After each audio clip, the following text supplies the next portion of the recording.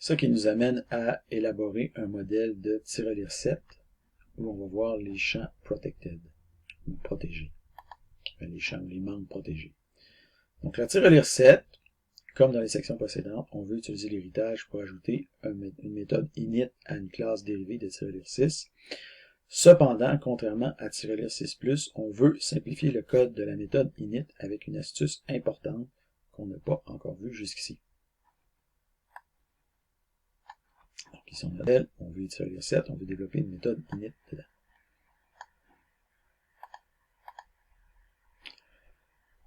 Donc, commencez par coder une classe tirelire 7 en tout point équivalente à tirelire 6+.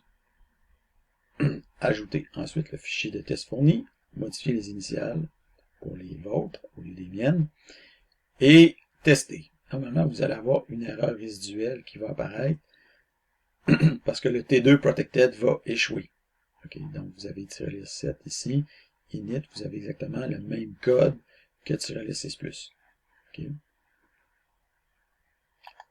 Donc, on peut simplifier le code comme ceci. Donc, dans tirelire 7, simplifier le code de la méthode init comme ceci. Vous l'avez ici, là. Donc, si le montant est plus grand que 0, alors le montant total est égal au montant qu'on passe ici en argument. Après ça, on fait return true, sinon on fait return false.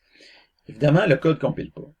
Pourquoi le code ne compile pas? Le code ne compile pas parce que dans une classe descendante, vous n'avez pas les droits d'accès pour les membres privés de la classe de base. Puisque la propriété montant total est getPrivateSet dans tirelire 6, tirelire 7 n'a pas le droit de modifier cette propriété. Donc la propriété doit être modifiée indirectement. Mais on peut, disons, modifier légèrement tirelire 6 pour faire en sorte qu'on puisse faire la modification dans tirelire 7, si on veut, du montant total. La façon de faire ça, c'est qu'au lieu que la propriété soit getPrivateSet, on va faire en sorte que la propriété soit getProtectedSet. Quand on fait ça, automatiquement, la propriété en question devient modifiable dans les descendants de la classe. Quand c'est PrivateSet, c'est pas modifiable dans les descendants de la classe, mais quand c'est ProtectedSet, c'est modifiable dans les descendants de la classe. Donc, de retour dans le cas de la classe tirelire 7, qu'est-ce qu'on constate? Bien, le montant ici n'est plus souligné. Pourquoi? Parce qu'on peut modifier directement le montant total. Pourquoi? Parce que tirelire 7 a accès aux membres protégés de tirelire 6. Donc, si on refait le test maintenant, ici, on voit que le test protected passe et vous pouvez faire votre saisie.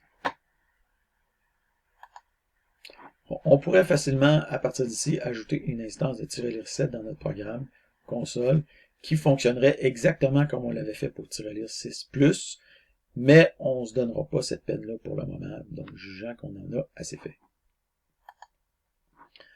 Donc, en résumé, donc, en déclarant un membre protected, on donne un accès exclusif aux éventuels descendants à l'exclusion des autres classes.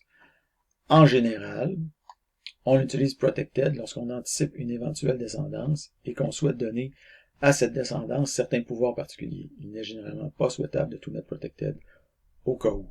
Donc, on ne fait pas ça, on n'ajoute pas des protected au cas où. On ajoute protected quand on sait qu'on veut que ce paramètre-là ou que ce membre-là soit accessible dans les descendants. Donc, ça, c'est notre modèle final. On peut maintenant faire un commit and push.